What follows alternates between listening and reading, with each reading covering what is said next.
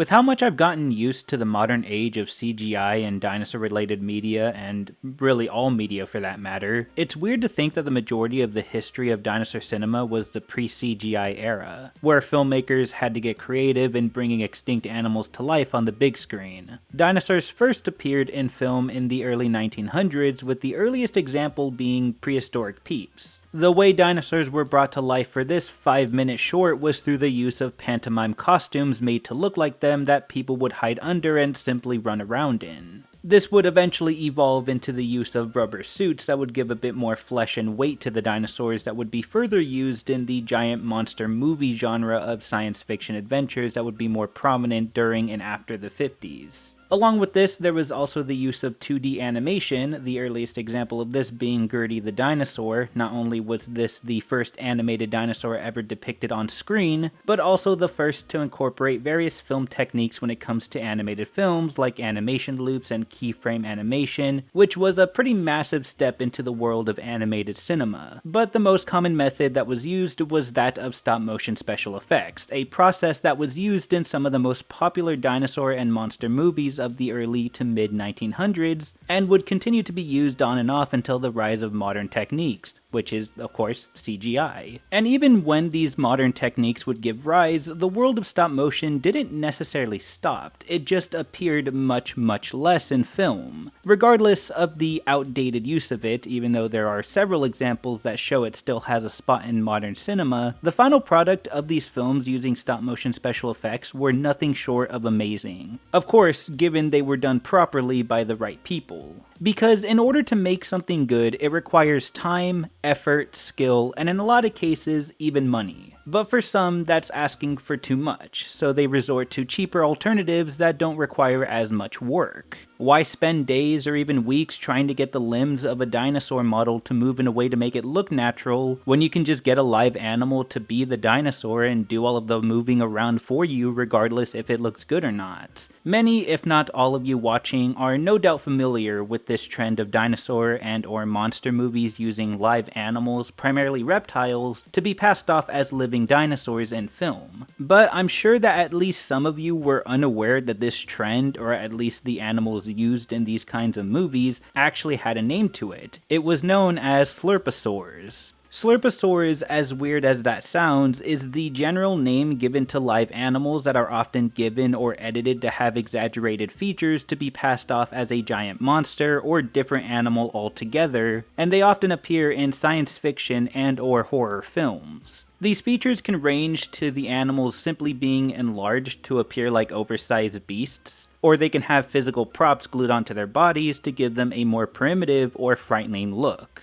As you'll see later in the video, this can technically range to any kind of animal being used for this purpose, not just reptiles. But the slurpasaur name is because reptilian animals like lizards, alligators, and iguanas are used the most in the dinosaur genre. Of course, this won't be the only genre that uses this method, as this would expand to multiple territories of science fiction and horror films, many of which I'll point out as we continue. I may not cover all grounds here, but I'm pretty sure by the end of this video you'll get the idea of what I'm talking about.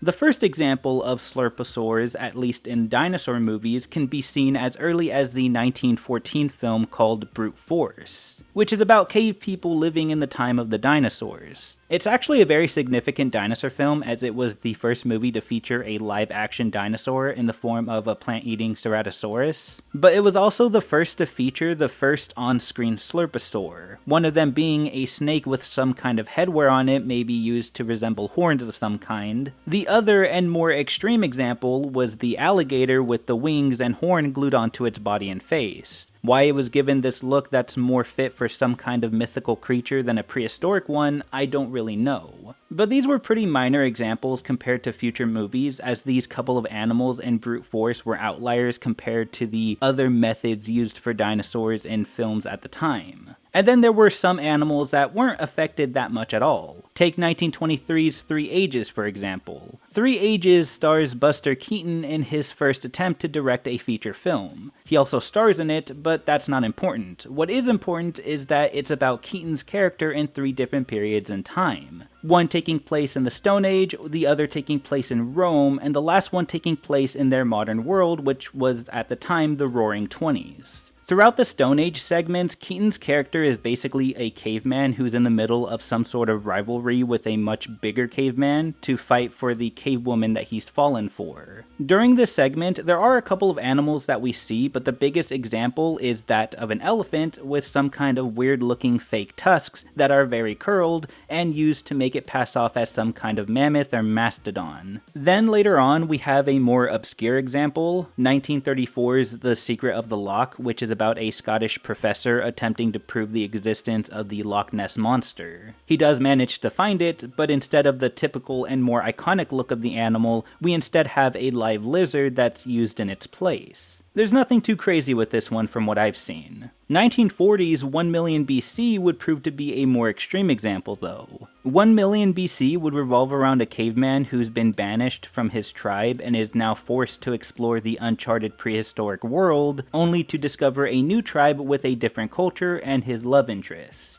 Not only did they go all out in the prop department for the animals, but they also used quite a lot of them. There's a pig in a triceratops costume, an armadillo with tacked on horns to look like a glyptodon, an elephant with glued on fur and large tusks to look like a mammoth. They also do the same for an ox to make it look like some prehistoric ox. There's also a scene where a coati, I think is how you pronounce it, attacks and mauls a snake on screen, and there's a few reptiles used in this movie as well. Not only do they have all of these props glued onto them, but in one sequence, an alligator with a glued on sail is forced to fight against a large tegu, which is a lizard of some kind. Also, before anyone makes fun of me in the comments, who am I kidding? You guys are gonna make fun of me anyways, but I was under the impression that you pronounce that word as tegu, but it seems that the more conventional way of saying it is tegu, I guess. I don't really know. Or maybe both pronunciations are accepted, I don't really know, but I call it tegu for the rest of this video. Anyways, the scene is actually quite brutal as both of these animals are very real and are actually getting hurt and hurting each other on camera.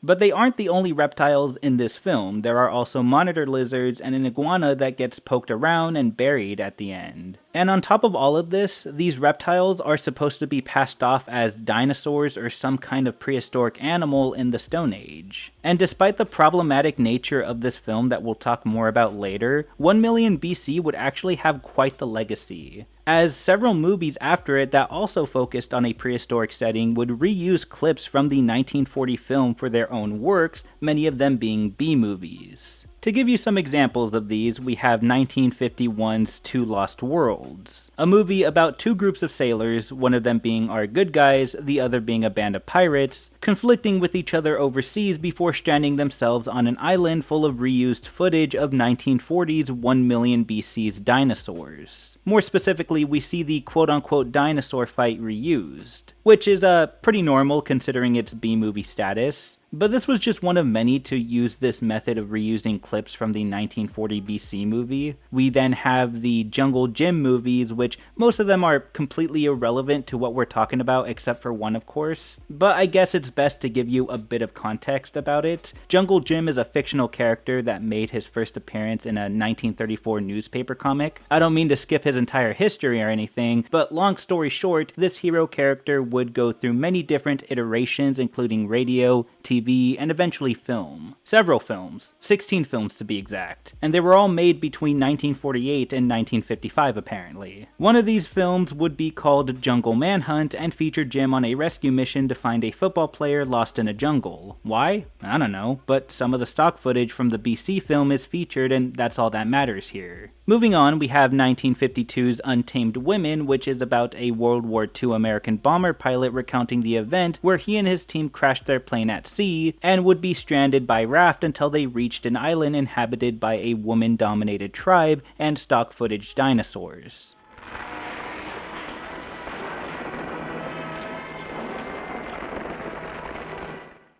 Another sighting for this stock footage was made in the 1953 film Robot Monster, an independently made American film that actually uses stock footage from a lot of different movies. 1940s BC was just one of them. It's not even a dinosaur movie, really. It's more about a robot that attempts to hunt a family down, I guess. I don't really know. All I know is that it reuses the 1940s BC clip. Then we have 1958's Teenage Caveman, which features a young adult caveman rebel who breaks the rules of his tribe about venturing too far from their territory. He does, and what he finds are reused stock footage of prehistoric animals, one of them being the horned armadillo from the 1940 film. How terrifying. Then we have 1961's Valley of the Dragons, which is a very loose adaptation to a Jules Verne's novel titled Off on a Comet. The basis of the story is that people from Earth are somehow swept off the planet by a comet, and in the film they find themselves in a prehistoric world with stock footage dinosaurs. What kind of a nightmare world is this? A world of the past. 100,000 years past.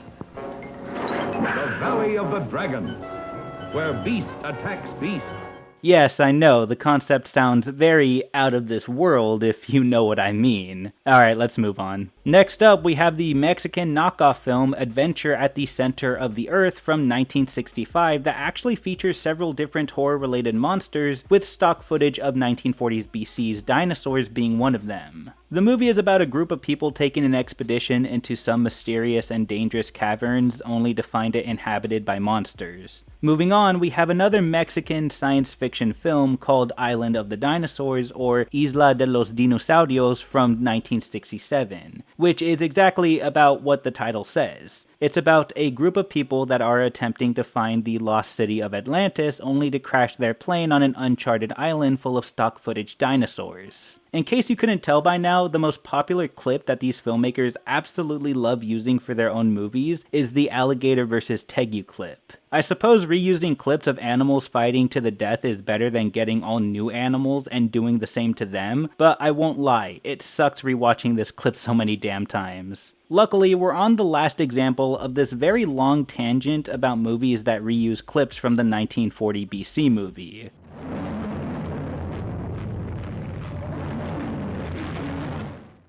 This final example is 1970's horror of the blood monsters. Alright, I'm just gonna let IMDb explain this one because I can't even begin to try to summarize what this batshit crazy plot is. According to IMDb, in the near future with an intergalactic vampire plague threatening Earth, an expedition is sent to a distant galaxy in hopes of discovering the plague's source. Landing on a mysterious planet, they discover that spectrum radiation has turned the atmosphere into a one-color tint. Exploring further, the group discovers living dinosaurs, a race of vampire cavemen, and other strange creatures. And yeah, it uses the same fucking clip of the alligator and tegu fighting. Okay, so I may have missed a couple of examples, but I think you guys get the idea. A lot of the low-budget dinosaur/monster movies from the 50s and 60s resorted to the laziest form of bringing their creatures to the big screens. Literally reusing clips of another dinosaur movie. But not all slurpasaur films resorted to this. As much as I complain about this idea of other people reusing the same dinosaur clip from a different movie, it's still unfortunate to say that some movies used their own animals. Like 1955's King Dinosaur. Okay, actually this film also used stock footage from 1940's 1 Million BC movie, but only for one scene that I could see, that being the mammoth attack sequence. But aside from that, the film seems to use its own original footage of animals fighting and pretending to be dinosaurs. The movie revolves around a small group of scientists that travel to a new Earth-like planet that had just entered the solar system. What they find is a prehistoric world with reptilian dinosaurs.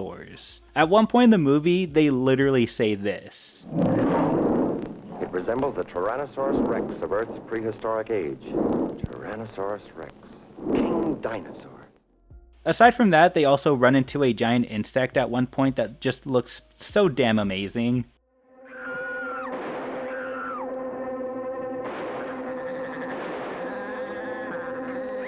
And speaking of bugs, considering the potential they have for giant monster movies with their creepy crawly nature, it's no surprise that they'd be seen featuring in these kinds of movies, along with their own standalone movies as well, which you'll see more later on. Hey, are you sick of hearing of movies about people visiting uncharted lands that end up being inhabited by modern reptiles that are passed off as dinosaurs? Well, let me introduce you to yet another movie about a group of people visiting an uncharted land that ended up being inhabited by modern reptiles passed off as dinosaurs. It's called 1957's The Land Unknown. Okay, to be fair, the only use of live animals is the sequence with these dinosaurs, quote unquote, that are played by live monitor lizards that literally fight each other to the death. And there is a very clear winner by the end of it.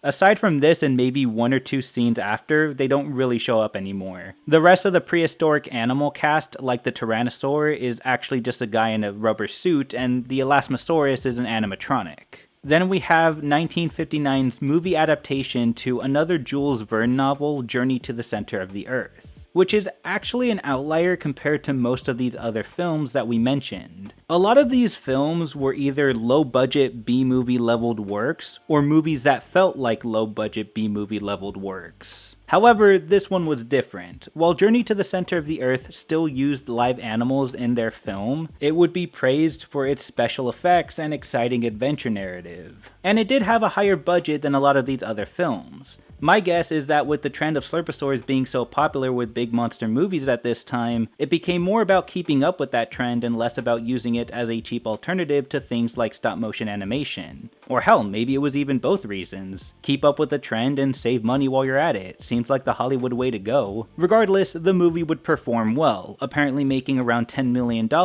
against its $3.5 million budget. And the quote-unquote dinosaurs, or I guess prehistoric animals that were featured were Dimetrodons, which were actually just rhinoceros iguanas with a sail glued onto their backs. There were other examples too, but I think you get the idea. In 1960, a remake would be made of a very significant dinosaur film, 1925's The Lost World, which itself was an adaptation to Sir Arthur Conan Doyle's book by the same name. While 1925's The Lost World stuck with stop-motion animation done by Willis O'Brien, a well-known figure in the early days of special effects in monster movies, the 1960s adaptation stuck with a more modern approach for the time, which was using live animals. And most of the animals here don't look much different than the ones we've already covered. Some have horns, others have sails, but then there's this one monitor lizard with stegosaurus plates and a frill that somehow takes this already ridiculous idea of slapping props onto modern animals and calling them dinosaurs to a whole different level. I mean, come on, look at it. It looks like a knockoff dinosaur toy you'd find at a Mexican flea market.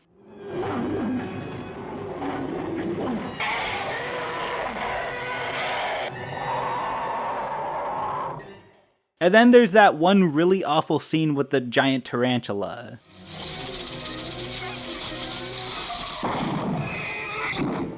You can literally see the frame cut on the spider's leg as it falls. That's pretty fucking funny. In a much less extreme example, we also have 1966 Women from the Prehistoric Planet, which seems to be about a rescue team trying to locate one of their crashed spaceships that crash landed on a mysterious planet. And in this movie, they just use a lizard for a scene or two and just call it a dinosaur. I'll admit, while I was researching for this video, I did find some other movies that did this, where they would have a quote-unquote dinosaur in their film, but on top of them just being live animals, their screen time was very minimal. But I just want to avoid going on another tangent with these movies because these examples aren't very extreme with how much they use these live animals, so I just won't go on this tangent. But going back to the Women from the Prehistoric Planet, I do just want to say that this attack from the dinosaur lizard to the group results in them shooting the lizard with a ray gun, which makes it disappear at first, which I'll admit is kind of funny, but in another cut, it's set ablaze. It's kind of hard to tell from the quality of the film, but it does kind of look like a flimsy fake recreation of the lizard, which I hope is the case, otherwise that means they set the poor thing on fire. Anyways, to cap this segment off, we've come full circle, because in 1966, there would also be a remake to the 1940s 1 million BC movie that would be called 1 million years BC. And this movie actually combines two of the common methods in creating their prehistoric wildlife. Most of the prehistoric animals are brought together using stop-motion special effects, while others are live animals.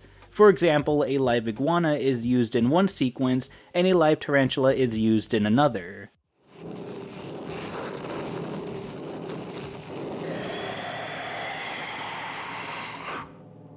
Now, as interesting as dinosaurs are, this live animal method in film would expand to other genres and subgenres of monster movies that I quickly want to cover. Some use this method briefly, like the famous 1962 King Kong vs. Godzilla film, where in a rather unique scenario of this trend, they used a live octopus in one of the scenes to make it look like a giant monster attacking a village of natives on an uncharted island. But this wasn't the only movie that used live octopus. There was also the 1955's Bride of the Monsters that used one too. And while we're on the topic of live marine animals, a live crab was featured in 1961's Mysterious Island, which was a loose adaptation to yet another Jules Verne novel. In this story, American Civil War prisoners use a hot air balloon to escape their captivity, only to end up on a mysterious island inhabited by strange wildlife. However, you'll probably notice that this crab in full body shots isn't actually alive. It's clearly moving by ways of stop motion, which was done by Ray Harryhausen. But real-life crab shells were used for the model of the giant crab itself, and if you'll notice the close-up face shots of it, it's actual footage of actual live crabs, so while it's not the greatest example of this, I'll count it.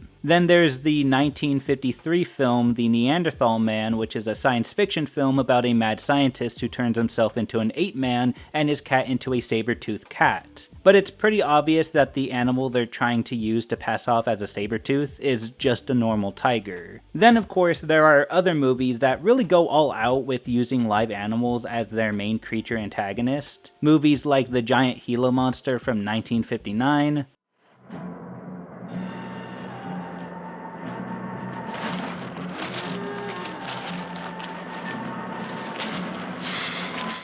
and The Killer Shrews, released in the same year, which were apparently dogs dressed up to look like large mutant shrews.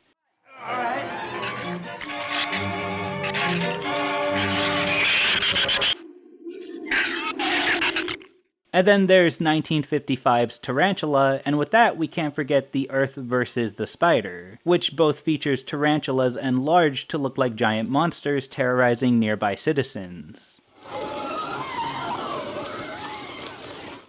And like I said earlier, live bugs would also be used in these monster movies and would be enlarged to pass off as some giant beast. To name a few, we have 1957's Beginning of the End that features live grasshoppers playing as mutant locusts that are the result of what happens after eating radioactive crops. There's 1958's The Strange World of Planet X Cosmic Monsters movie that uses live bugs as mutated monsters. And in a more later example, there's 1977's Empire of the Ants, which uses close-up shots of live ants. Also, fun fact, the director for this movie, Burt I. Gordon, also directed Beginning of the End and King Dinosaur. Okay, that was a lot of movies, and there's tons of more examples I can give you, but I think you guys get the idea. I'll admit, despite what I think about slurpasaurs, some of the production value in some of these older movies aren't completely terrible. For the most part, a lot of these movies are pretty trash because a lot of them just resort to reusing clips from 1940's 1 Million BC and other movies, and the ones that don't do this, reusing clips or stock footage of other movies, don't really do a good job in incorporating the scenes into their movies well enough, which makes sense because it's often due to budget constraints. But there are some outliers that do a decent enough job to be considered good in terms of special effects production and editing. Aside from that, I don't really like much else from this trend. Call me soft if you want, but it does suck to watch real animals actually killing each other and getting hurt on screen just because of a lack of budget. And while animal rights weren't much of a concern back then, some people were bothered enough about these movies to at least attempt to do something about it. According to a book called Carol Landis, A Tragic Life in Hollywood, the brutal sequences with the animals would actually get the attention of the American Society for Prevention of Cruelty to Animals, who would ban a lot of what was featured in 1 Million BC for future films. And you can probably already tell that this ban did little to nothing in terms of stopping people from using the technique. And again, the reason is most likely due to the fact that animal rights were just not a big thing back then, and in a lot of cases, people took advantage of that to make cheap dinosaur and or monster films. But I will end this part with this. I know I've been critical of slurpasaur films here, but it is possible that some of them weren't completely guilty of actually hurting any animals. While we may never fully know the kind of treatment some of these animals went through behind the scenes during the productions of some of these movies, there are examples of slurpasaurs that don't necessarily feature animals getting completely hurt in front of the camera, or are encumbered by tons of glued on props, at least from what I've seen. So maybe labeling them under the same umbrella as animal abuse or cruelty is not the fairest thing, especially considering the fact that using animals in film is a common practice. However, animals that are used in film should and typically are trained and are handled humanely. At least nowadays, considering there are more restrictions to things like this. And since there were several different films in the slurpasaur category, I can imagine things were a different situation for each film, leaving a lot of uncertainty about the treatment of the animals. And for that reason, along with the fact that most of them still featured violence against the animals, I still don't particularly agree with this trend overall.